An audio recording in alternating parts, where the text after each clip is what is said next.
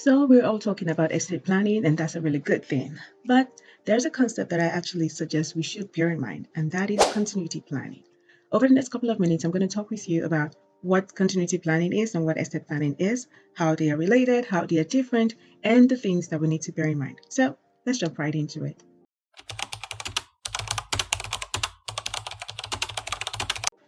When it comes to estate planning, you would almost always be required to work with a professional, a lawyer, a chartered estate planner, a financial planner, somebody who is in a professional capacity to work you through. It is very recommended and suggested that you work with such people.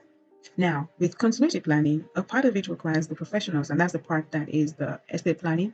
But there's also the other arms of continuity planning that you can do on your own.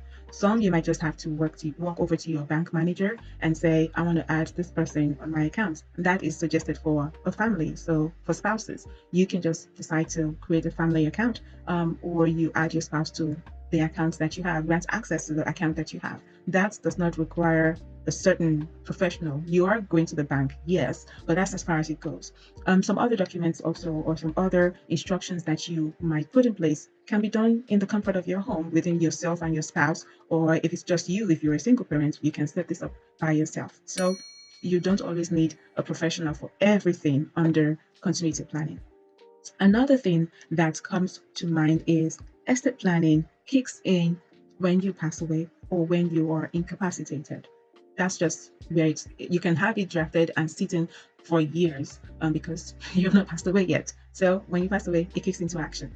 Now, continuity planning is more operational, and it ensures that day to day things are running smoothly. In the event that you are not available, your family should have access to the information that they need to make decisions. In the event that as a family you encounter some issues, or you face an emergency together, you will have access to the things that help you bounce back and continue with your lives. So continuity planning is more operational and day to day. It also includes, when you pass on, but it's a larger bracket, while estate planning is just for when, life ends. Another thing is estate planning has defined instructions, your will or your trust, and then your guardians and your powers of attorney. That's what it covers, basically. But your continuity plans include things like your emergency contact list and instructions, and documentation like heirloom or family recipes and other things that are not necessarily considered legal information. So there's a difference in the type of documents that are maintained. Your continuity planning has your estate planning documents and some other ones.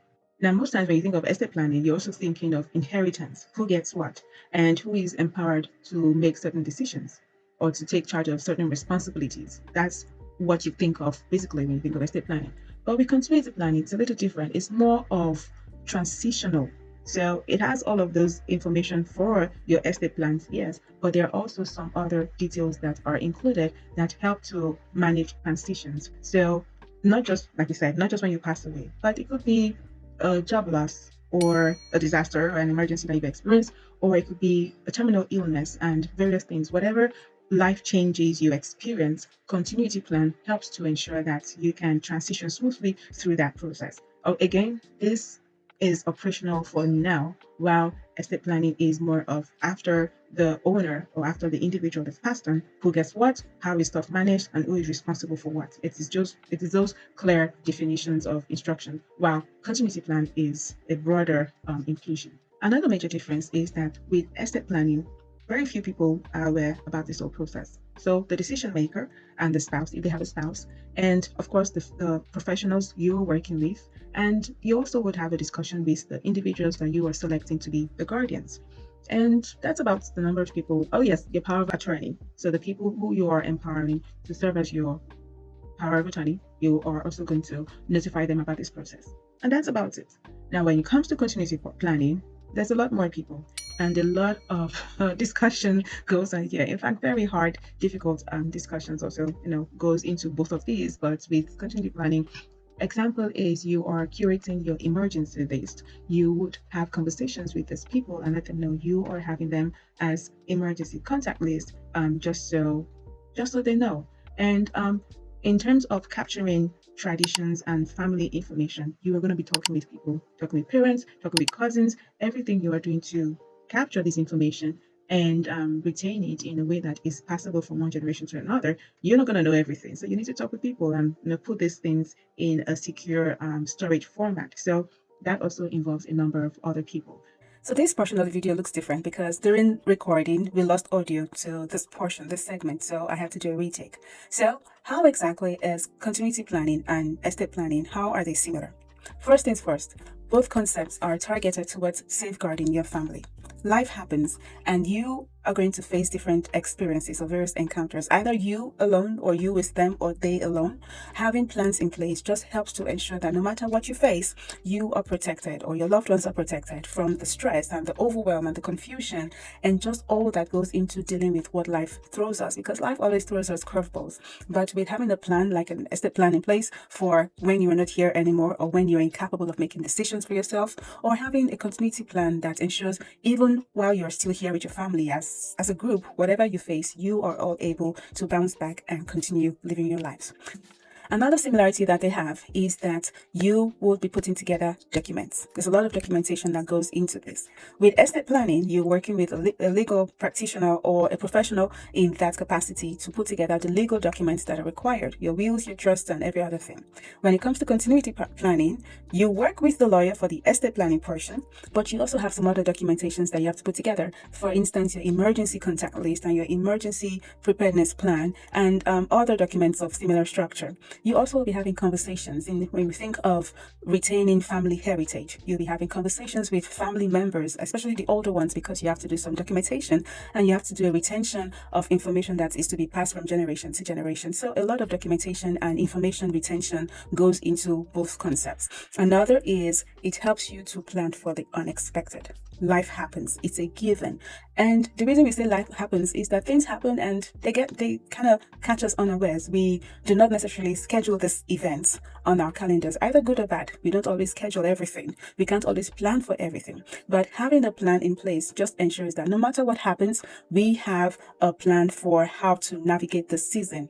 Either it be a happy occasion, or in most cases, it usually is something undesirable. But even in the face of undesirable life events, we have a plan in place and something that helps us navigate that situation that we are in. Next, we think of long-term security. Both concepts actually help families to work towards stability that they can enjoy actually even beyond one generation. With estate plan, you are putting plans in place to ensure that your assets after you are passed away are not just left fallow and for the taking by anybody, but they are willed over to people who can properly manage them and properly utilize them. And when done right, this also would yield benefits for generations upon generations. With continuity planning, it's also the same thing. You're not just doing the financial security or property security with your estate plan, but you have also put plans in place to ensure that other intangibles like your culture and heritage and traditions, they are also passed from generation to generation. You think of families with names that have spanned different generations, and what they've done is, aside just the financial aspect of it, they have also been intentional to retain and transfer information and make sure that each generation that comes knows about what the family stands for. They know how to properly manage and utilize what the family has put together, what generations before them have put in place, and they also are active to ensure that they pass this on to future generations. So that's something else to bear in mind with estate planning and continuity planning. And last for now is that both help with decision making. Both concepts help you with deciding on which people are going to be responsible for what. It helps you to think deep, to know who is likely to be the best fit for certain things, especially when it comes to powers of attorney. You want to ensure that the right people are the ones making the decisions for you. When it also comes to guardianship, you want to ensure that your minors are not left to the picking of just the government or any random person who might not be able to establish the best fit for these people. But because you are intentional about it, you alone, if you're a single parent, or you and your spouse, you'll decide together on who might we want to entrust the keeping of our children into in the event that something happens to us. So, estate planning and continuity planning have a lot of similarities in common. They might differ, but they actually are targeted towards the same thing in the long run. So now that we know the differences, how exactly do these play in our daily lives? I'm going to use an example to put this together. Imagine a two-parent home, and one person is the decision maker and usually the one that manages the affairs of the family. Let's call this family the Mr. and Mrs. Tripp. So something happens, Mr. Tripp falls ill and becomes incapacitated. Nobody can make decisions for himself. Now, because Mr. and Mrs. Tripp have put in place an estate plan and Mr. Tripp has empowered somebody to make decisions for him. He has a medical power of attorney. It could be Mrs. Tripp, it could be his friend, it could be his cousin, or it could be a neutral party, a trusted neutral party. Mr. Tripp has empowered somebody to be his power of attorney. So that's good. This person can go ahead to make the decision and say, hey, that's surgery. Let's go ahead and have that surgery to save Mr. Tripp's life. So that's good. But that's not where it ends. How are they going to pay for the medical bills? And bear in mind, remember we said that Mr. Tripp is the one who manages the affairs of the family for their day-to-day living. The fact that Mr. Tripp is ill doesn't mean suddenly life stops. The family must continue with living their lives and carrying on other things that helps the family to run. So how do they have the information and the resources that they need? This is where having a continuity plan comes in. Your continuity plan captures the estate plan, and this has made provision for somebody to say, let's go ahead with that surgery, but it goes further than that. The continuity plan also ensures that there's access to finances that is needed to make the bill payment because Mrs. Tripp has access to the funds. It also ensures that other things like managing the home care, utilities and bills and other things, information about the kids, things that are needed for daily living, they are also accessible to Mrs. Tripp and to the family members.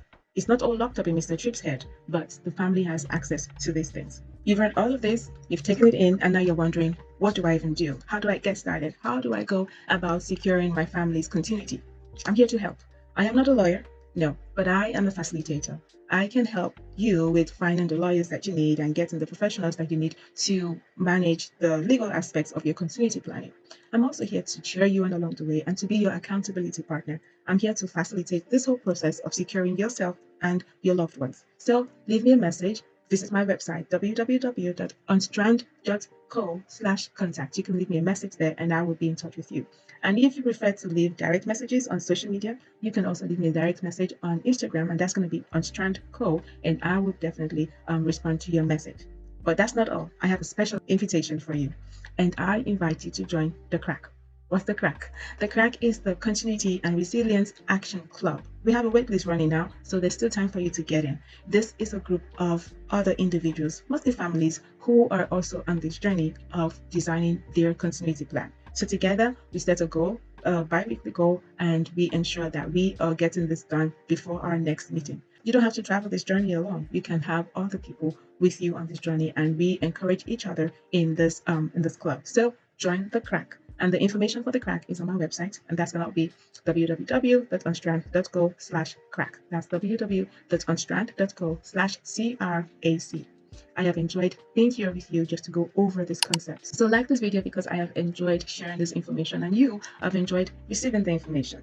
And then share this information, share this video, share this channel with your friends and with your loved ones. So you are not just retaining information, but you're also sharing and encouraging others along the way. And lastly, I invite you to subscribe to my channel and activate the notification bell so you are notified about other videos as I publish them.